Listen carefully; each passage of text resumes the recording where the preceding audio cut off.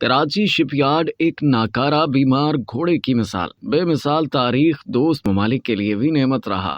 کراچی بندرگاہ سے منسلک جدید ترین کنٹینر ٹرمینل نے اس سڑک پر نئی تنصیب کے طور پر جگہ پائی ہے۔ کارگو ہینڈلنگ کی جدید ترین تنصیبات سے آراستہ یہ terminal Karachi international container terminal limited کے نام سے ایک امریکی کمپنی کے اشتراک سے قائم کیا گیا ہے، جو 5 برتھوں اور کنٹینر ہینڈلنگ کی جدید ترین سہولتوں کے ساتھ 1989 سے مصروف عمل ہے۔ بندرگاہوں پر جہازوں کی سروس اور مرمت کے لیے ورکشاپ کی ضرورت مسلمہ حیثیت رکھتی ہے۔ کراچی ڈاک یارڈ یہ فریضہ بندرگاہ کی جدید تنصیبات کے بعد سے انجام دے رہا تھا۔ 1942 میں ڈاک یارڈ کو وسعت و جدت سے مزید فعال بنایا گیا، جس کے سبب ڈاک یارڈ کی مصروفیات و آمدنی میں خاطر خواہ اضافہ ہوا۔ قیام پاکستان کے بعد ڈاک یارڈ پاکستان نیوی کے زیر انتظام آ گیا۔ ڈاک یارڈ کے افعال کو مزید وسعت دینے کے لیے ایک علیحدہ یونٹ کے طور پر کراچی شپ یارڈ اینڈ انجینئرنگ ورکس کے قیام کی تجویز پاکستان کی اعلیٰ سطح کی قیادت کو پیش کی گئی، جو منظور کر لی گئی۔ یہ ادارہ 1957 میں PIDC کے ایک پروجیکٹ کے طور پر قائم ہوا۔ اس کا انتظام چیف ایگزیکٹو کی سربراہی میں قائم انتظامی بورڈ کے سپرد ہے۔ ویسٹ وہاف پر قائم 71 ایکڑ رقبے کا حامل یہ ادارہ دراصل جہازوں کی مرمت کے لیے ڈاکس کے طور پر قائم بندرگاہ کے لازمی عنصر کے طور پر تو تھا ہی، مگر آزادی کے 10 برس بعد اسے مکمل طور پر ایک میکینیکل کمپلیکس کا درجہ دے دیا گیا۔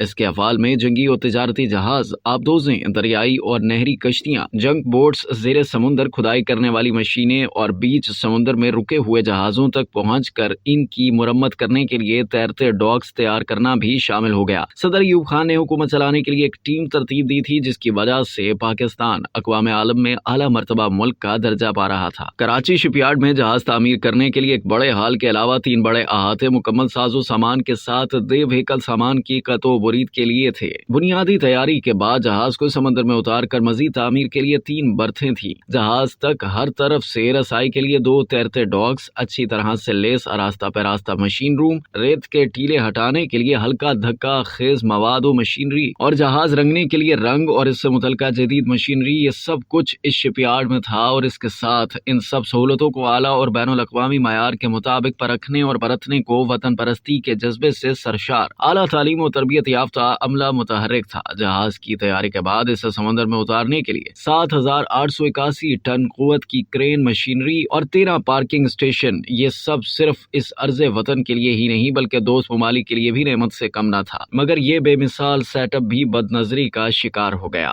اب تک کے لیے اتنا ہی۔ مزید جاننے کے لیے سبسکرائب کیجیے ڈیلی جنگ یوٹیوب چینل اور لائک کیجیے ڈیلی جنگ فیس بک پیج۔